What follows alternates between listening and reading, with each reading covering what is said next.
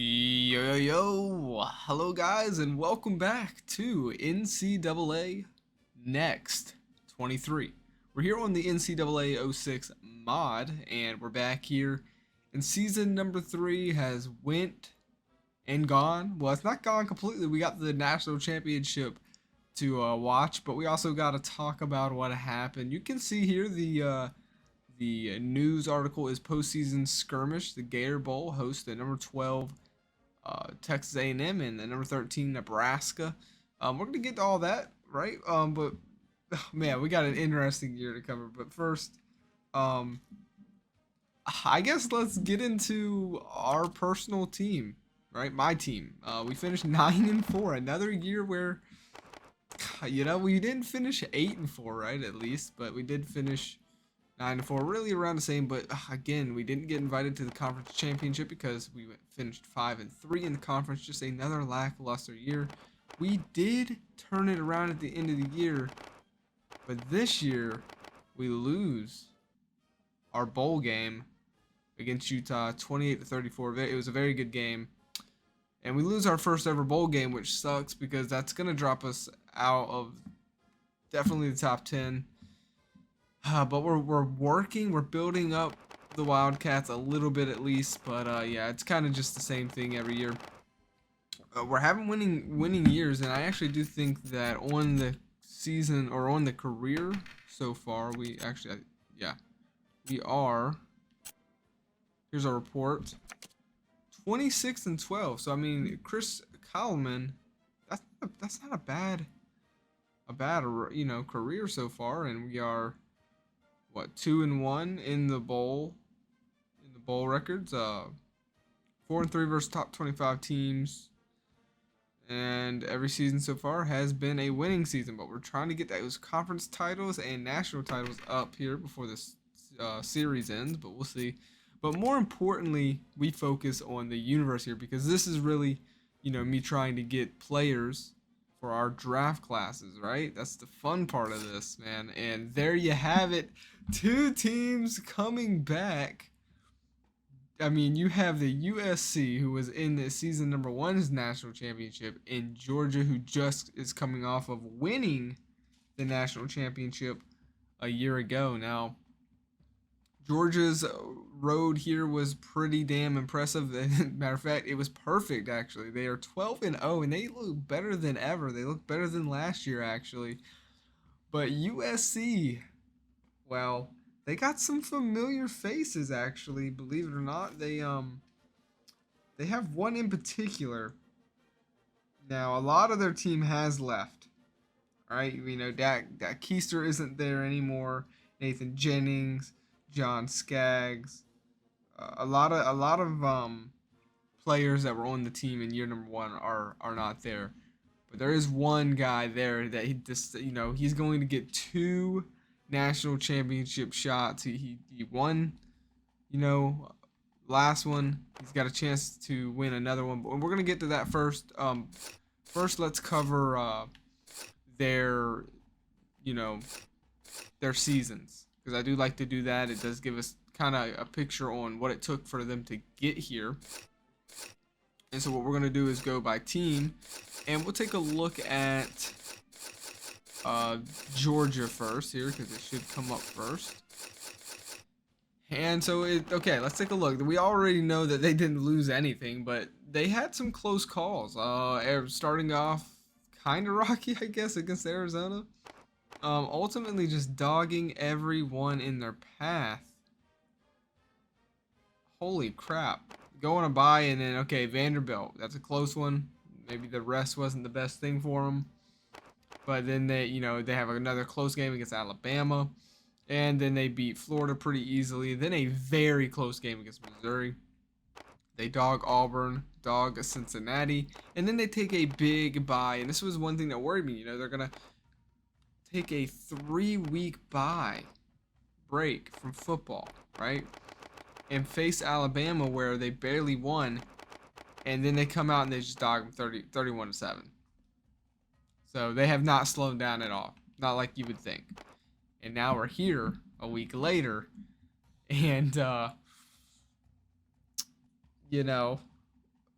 they're in the national championship. You know, wow. I mean, it doesn't get much better than that. So, but what about USC, a team that, I mean, you know, just 2 years ago won the national championship, right? They started off the series as the champions.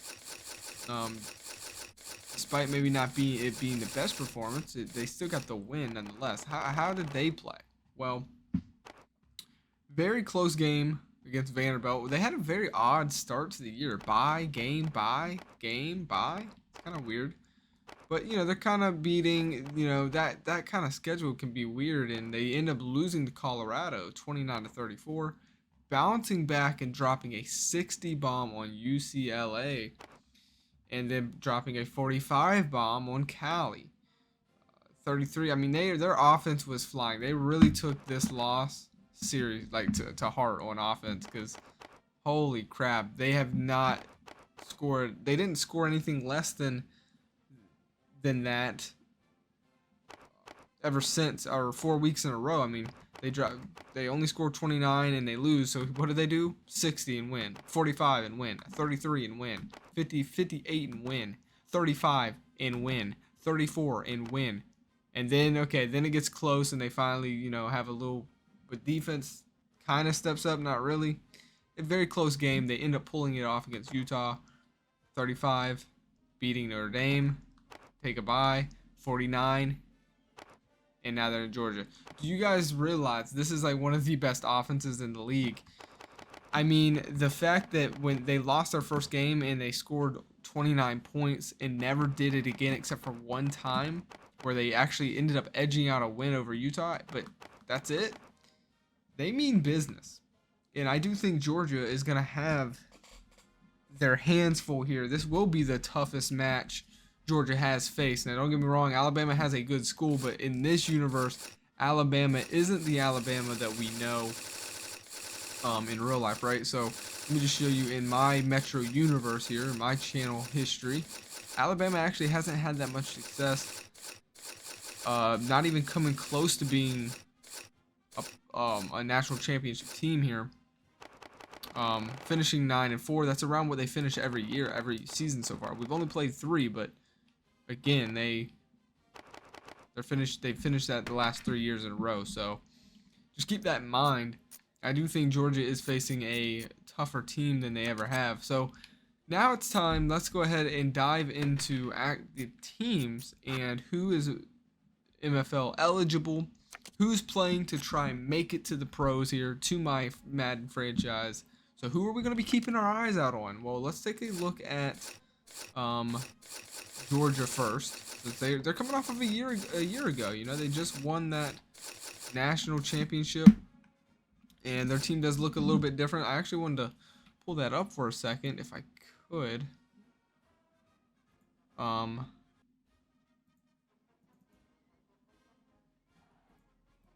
Yeah, so here's the national championship a year ago. Yeah, there they are right there. Look at that, celebrating. And their quarterback was Jasper Johnson. Now, he was MFL eligible, and he is not. He also graduated, so he's not with the team anymore. We'll have to see, you know, if he makes it or not. I do think he will. He had a very good performance. And you're not going to see Tristan Keene either. He graduated as well. But we will be seeing Eli Ritter, which we did end up seeing a lot of him this year. He's really been the star so far. Also, Steven Metz, their middle linebacker, is going to be here as well. So we'll be keeping I mean, this is a really cool thing. Most players only get one shot at the national championship. These kids are getting 2. And so it's going to be very interesting. Another thing I wanted to show you guys is the stories from the year. So this is kind of the story of Georgia here, and Eli Ritter all over the front pages for his team. I mean, look at this guy.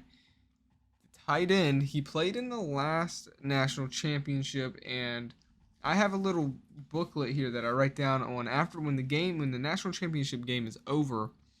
I write down the names of who I think performed well, and looking here, he did make the list. He he was at the bottom of the list, but he made the list nonetheless. And so for him to have a year like this and just cover all of the news outlets across the season and have another national championship title here, I think he's going to be in the MFL for sure. Now we look at this guy and you see Jonah Wolf. Now listen, he's playing. This is in this game. He is the starting quarterback. I didn't expect to see this kid again. I thought after the dominating year he had and crushing, performance that he had in the first national championship of the series where he beat Oklahoma 21-7. He won Game of Player of the Game. He even set some Metro Channel records for college, in national as far as national championship game records go. He still holds the record for best performance or best QB rating at 192.9. In that game, he played phenomenal. But he wanted to play all the way through all 4 years, and he's finishing off his career with another national championship game. But not only that, I mean, you look at his numbers. He cut down his interceptions by half this year. His completion percentage was 75. 75. Let me repeat that. 75% completion rating. Quarterback rating of 205. Do you guys understand? These are years. This dude is the best player that you'll ever see. He didn't have to play anymore. I think he was a number 1 overall pick in the MFL. But he's just now he's like just I don't even know. He is going to come into the league and really just be very good. So yeah. Let's get back to the game here. Okay. So we're here, and let's focus back on the Georgia Bulldogs here. They have a new quarterback, Brad Holland. He is one of the guys we'll be watching for. He is eligible. He is a junior, but he is eligible for sure. Decent year for him: 38 tutties, 15 interceptions, 64 completion percentage. We'll keep our eyes on him. I do think he's going to be outmatched by, compared to the other quarterback, but I do think he can have a good year or a good game here and ultimately be the factor that leads his team to win. Now we move it over to a younger running back. This running back, I wanted to write him down and focus on him because no, he's not eligible technically. He is just a sophomore and he's probably going to want to play another year, so he is going to be MFL eligible. I do want to watch this kid because I do think he is something special. And this is why, he gets his first year starting and he runs 1,124 yards with 11 touchdowns. If this kid balls out tonight like crazy, I do think we could see him in the MFL. So I am going to go ahead and say he is MFL eligible. So we're going to be watching out for number 22.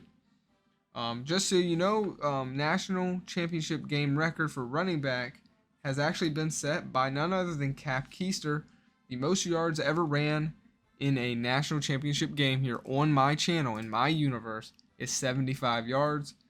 Cap Keister holds that currently. And so we'll get to see if Robinson maybe can break that record. Moving over, we have some wide receivers we do got to talk about here that are MFL eligible tonight. Preston Elliott. And this was a guy who was with the team last year. And he had a pretty good performance, if I can remember. He didn't, set any records, but he was pretty good nonetheless. And so if the scouts didn't see him that last year in that national championship game, he's definitely got a second chance here right now. Don't leave anything on the table, or don't leave anything behind. Put it all on the table, should you say? And figure it out here tonight, because he is a senior. This is the last chance. Arian Smith is MFL eligible, so number 11, number 8, we're watching out for them, and then also Dylan Bell. Keep your eyes out for him. He is eligible as well. He's one of the younger guys, but we're still going to be watching out for those 3 as well. Then there's Eli Ritter, and we get to him. He was covering the articles all year, and he was really just because he was a red zone threat, as you can see, 6 and 5 the last 2 years. He's really got a lot better as he's went along. So we'll be keeping our eyes out for him as well.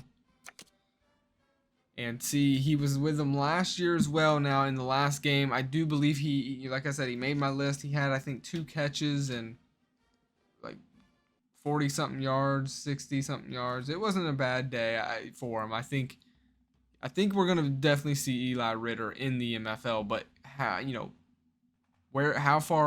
high is he gonna go? He can really affect that here tonight. Moving over to the defense side of the ball, we do have some guys that are MFL eligible. Javon Williams, Tyron Dawkins. Keep your eyes out for those 2.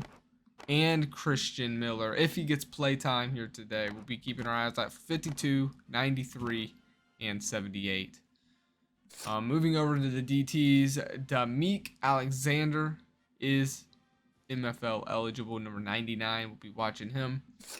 For outside linebackers, CJ Madden and Marvin Jones. Watch them. They still got some years to do, but they are MFL eligible.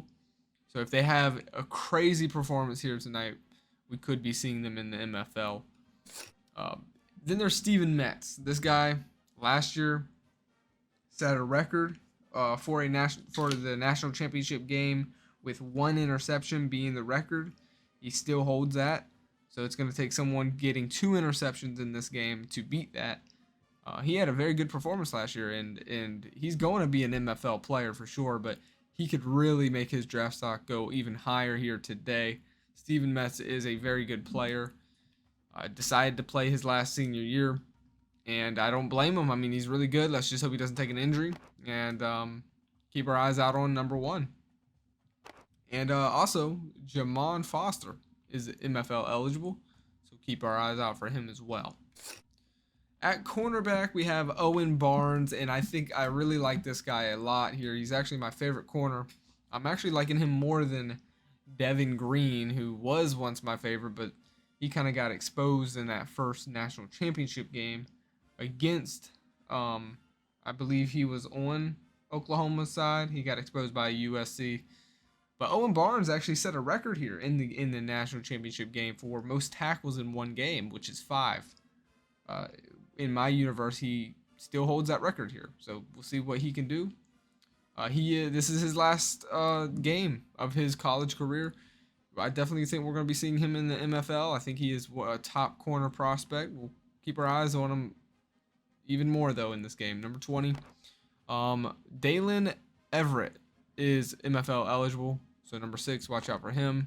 And Nyland Green, number 1. Keep your eyes out for him as well. So you can kind of notice we got a lot of MFL eligible players in this one. 14, matter of fact, on both sides of the ball. So moving over to the next MFL eligible player is David Daniel, number 14, senior player. This is his last chance. Haven't heard much of him prior to this game here, so if he wants to make it to the MFL, he's really got to showcase that here tonight.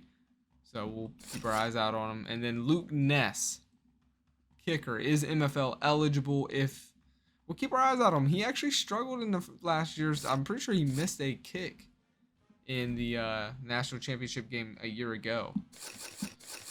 So now it's time to move over to USC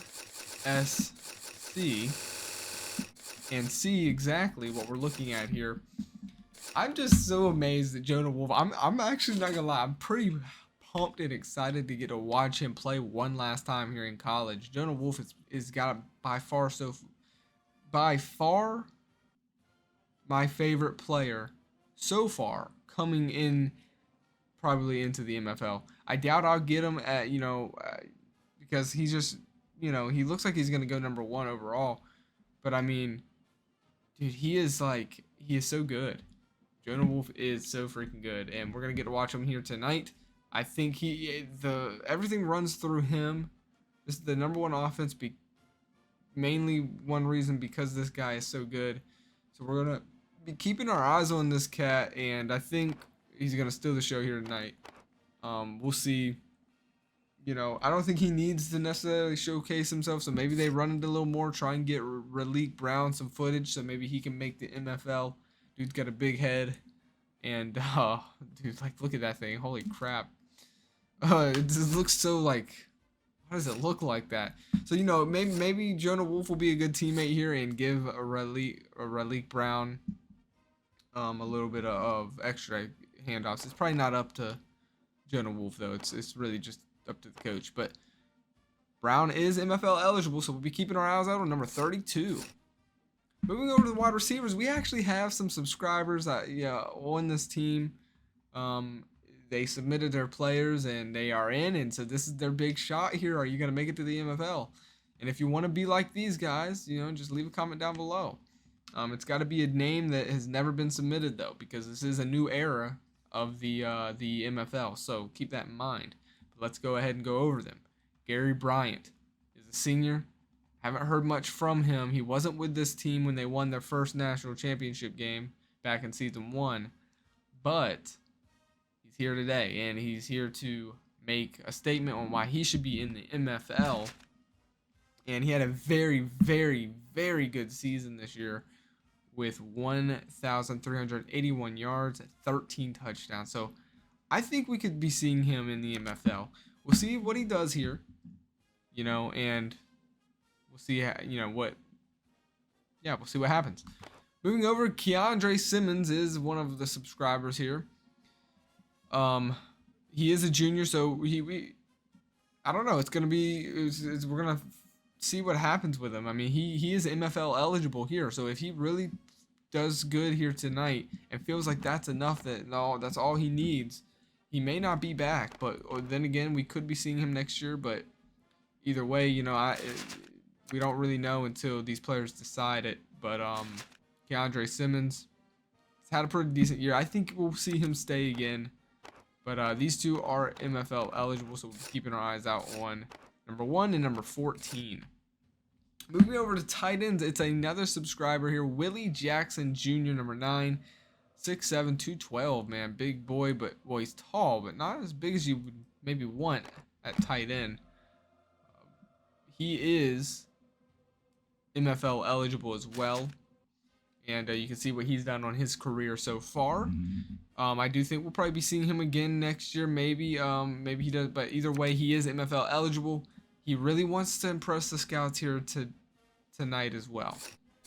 So we'll see those guys. A lot of the receiving core for USC has a lot to prove, despite the success on offense. They need to prove themselves here tonight. As far as the defensive line goes for USC, they have Xavier Carlston, who I believe will be the only. I want to double check here. He is the only edge rusher, or defensive end that is MFL eligible. So keep your eyes out for number 95. Next up is number 77, Jamar Sikona. He is MFL eligible. Keep your eyes out for him. Corey Foreman, and I believe also, no, it's just Corey Foreman. Only Corey Foreman is MFL eligible. So keep your eyes out for the senior, number 10. At middle linebacker, it's Eric Gentry. He is MFL eligible. We'll be keeping our eyes out for him. Number 18. Such a weird number to wear, but he's wearing it nonetheless. So then we get to their corners. USC has a lot of secondary MFL eligible players, and let's go ahead and get into them because they have a lot. Sierra Wright is one of them. Jacoby Covington is another. And then Mark Day for just the corners. So 3 corners that are MFL eligible. Looking at Wright, he had a pretty good year in tackles. He definitely went down in his interceptions. Jacoby Covington had 2 interceptions. And then Mark Day had 2. So, I mean, that's 5 total just between these 3 cats here who are all possible future NFL draft picks. We'll be keeping our eyes on them for sure. And then we have Mario Gordon. He is MFL eligible as well. Gotta love that name, right? Mario Gordon.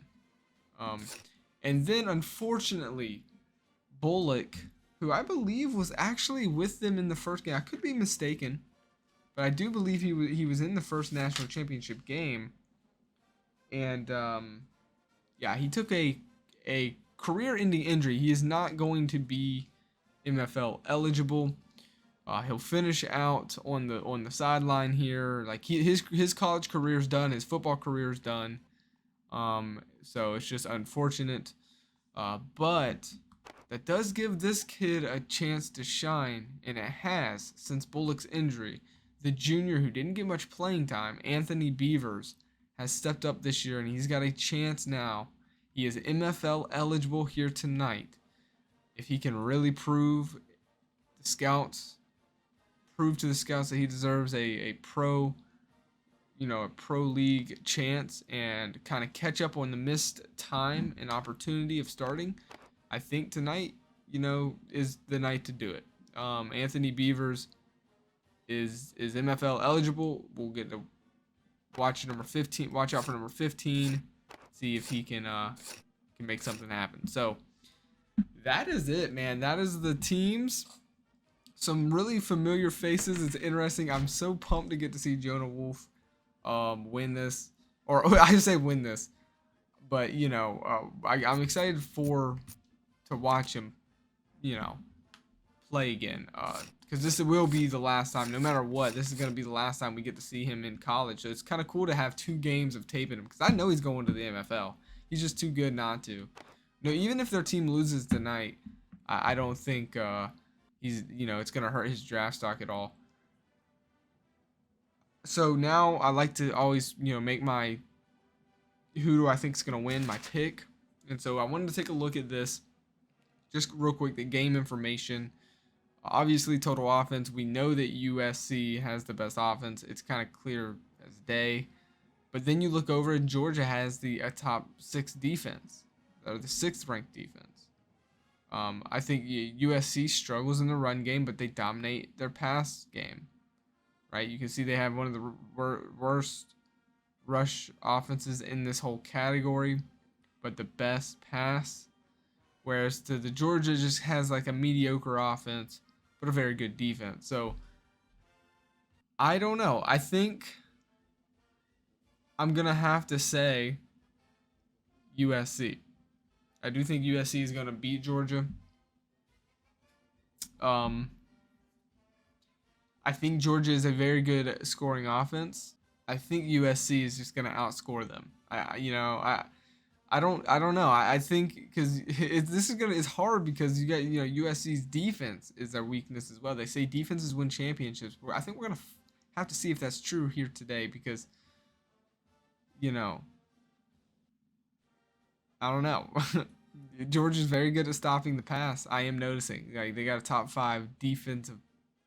I guess the question really now is do offense win championships or do defenses? Because USC has the better offense. Georgia has the better defense. This is going to be interesting. Let me know who do you think is going to win. That's going to be next episode. I hope you guys enjoyed this one, man. Let me know what do you think. Who is going to win? And I'll see you on next.